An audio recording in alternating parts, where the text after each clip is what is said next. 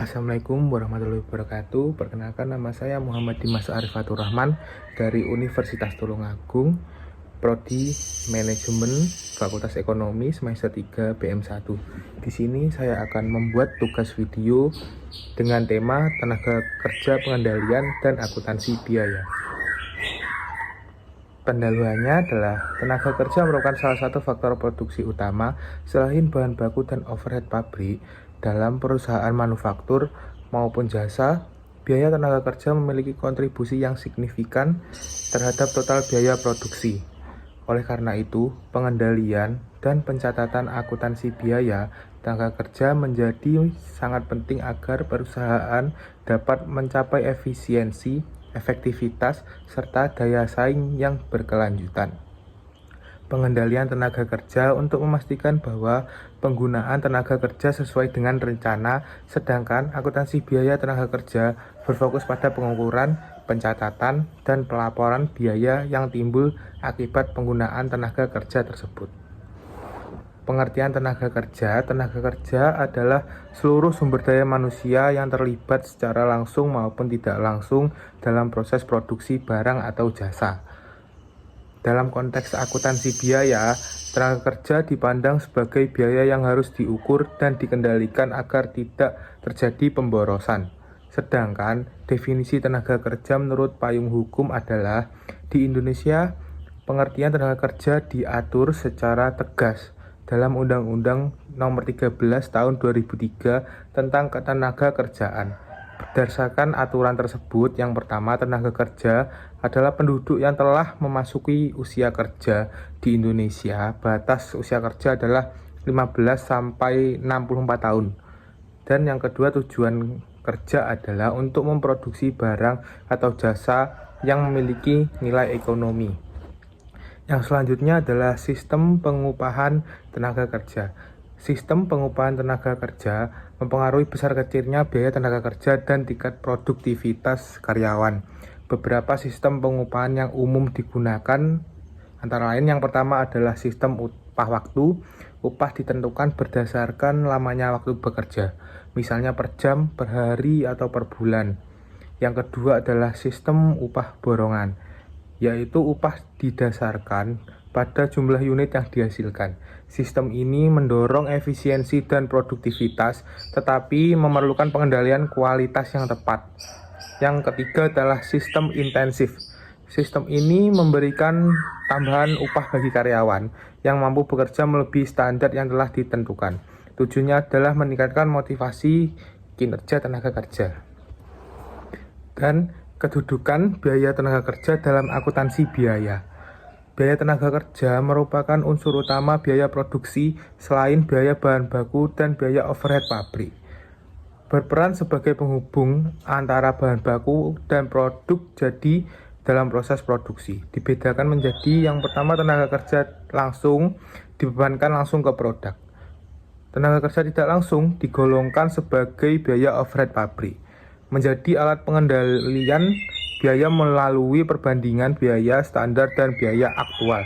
Menyediakan informasi penting bagi penentuan harga pokok produksi, evaluasi, efisiensi, dan pengambilan keputusan manajerial. Selanjutnya, pengendalian biaya tenaga kerja. Pengendalian biaya tenaga kerja adalah upaya manajemen untuk memastikan bahwa biaya tenaga kerja digunakan secara efisiensi dan sesuai dengan standar yang telah ditetapkan. Yang pertama, tujuan pengendalian biaya tenaga kerja sendiri adalah menghindari pemborosan jam kerja, meningkatkan produktivitas karyawan, dan menjaga kualitas hasil produksi, serta menekankan biaya produksi agar tetap kompetitif. Dan yang kedua adalah alat teknik pengendalian. Yang pertama, penetapan standar tenaga kerja.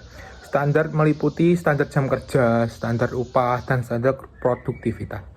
Dan yang kedua, kartu jam atau time card digunakan untuk mencatat waktu kehadiran dan jam kerja karyawan. Yang ketiga, kartu perintah kerja atau job order card digunakan untuk mencatat waktu yang digunakan karyawan pada suatu pesanan tertentu. Dan yang terakhir adalah analisis seluruh biaya tenaga kerja.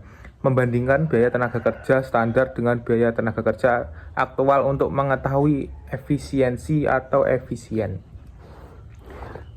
Selanjutnya, peran pengendalian dan akuntansi biaya tenaga kerja dalam pengambilan keputusan.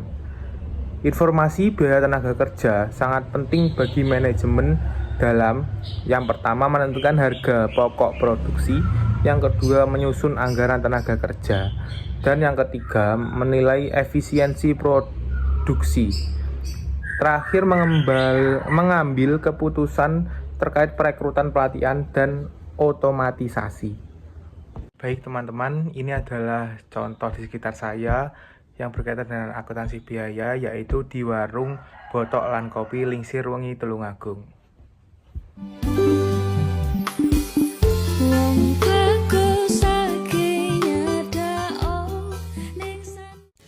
Pernahkah kalian berpikir berapa biaya tersembunyi di balik sebungkus botok yang lezat ini?